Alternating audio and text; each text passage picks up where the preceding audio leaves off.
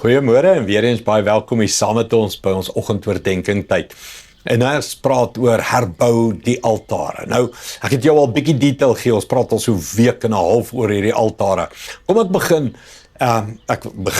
begin by die begin van die eerste, kan ek sê die heel belangrikste altaar wat daar was. Dit was die bronsaltaar wat Moses instruksie gegee het wat in die voorhof gebou moes word, waar Israel gereeld jaarlik, daagliks moes kom offer. Nou, net vandag lees Eksodus 27:1 gee die Here vir hom die opdrag. Jy moet ook die altaar van akasiëhout maak. 5L moet dit in lengte wees en 5L in breedte. Vierkantig moet die altaar wees en 3L in sy hoogte. En dan gaan hy aan en dit moet met koper, brons, moet hy oorgetrek word.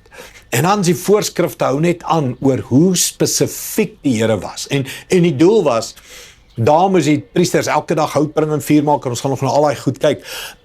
En die volk moes offers bring, brandoffers vir hulle sonde. Hierdie altaar gaan reg deur die Bybel, saam met die volk Israel. Ou Testament, verskriklik belangrik. As hulle die altaar verwaarloos het die volk Israel swaar gekry. As hulle nie geoffer het tot eer van die Here nie, het die vyand hulle verslaan. As hulle nie by die altaar uitgekom het nie, was hulle sonde skuld nie vergewe nie. Altaar gaan oor in die Nuwe Testament. Jesus word die altaar. Kan ek vir jou sê, daar's tot 'n altaar in die hemel vandag. So as jy sê, hierdie is Ou Testament. Ekskuus, ek het hierdie e-posie gekry. Altare is Ou Testament, ons moet nie meer offer nie. Jesus, ek het dit, man, ek ken my teologie.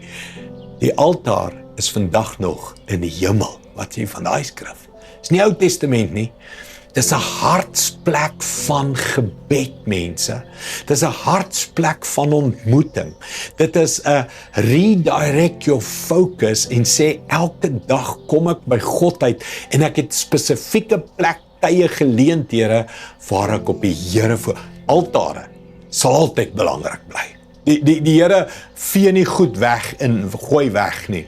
Daar's 'n beginsel van offer jou tyd, jou hart, jou denke, jou konsentrasie, offer dit en luister wat die Here sê. Dis die altaar. Kom ons bid saam.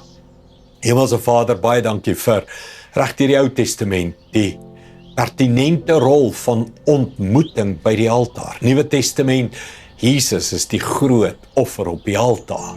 Selfs in die hemel is daar vandag 'n vuuraltaar van die gebede van die gelowiges en die engele wat die vuurkole skep en gooi op die aarde, hoe U God met vuur gebede antwoord. Wow, dis ons lewe saam met U, Here. En daarom kom lê ons nou ons hart, ons lewe, ons denke, ons gemoed neer op die altaar en sê, laat U wil geskied, laat U koninkryk kom, laat U naam geheilig word. Alles gaan oor U, Here. Ons draai terug ten volle na U toe. Doen U werk met ons harte, Here. Doen U werk in ons lewens, in Jesus naam. Amen. Dankie, liewe vriende. Sien jou weer môre. Trots geborg deur Evergreen Turf.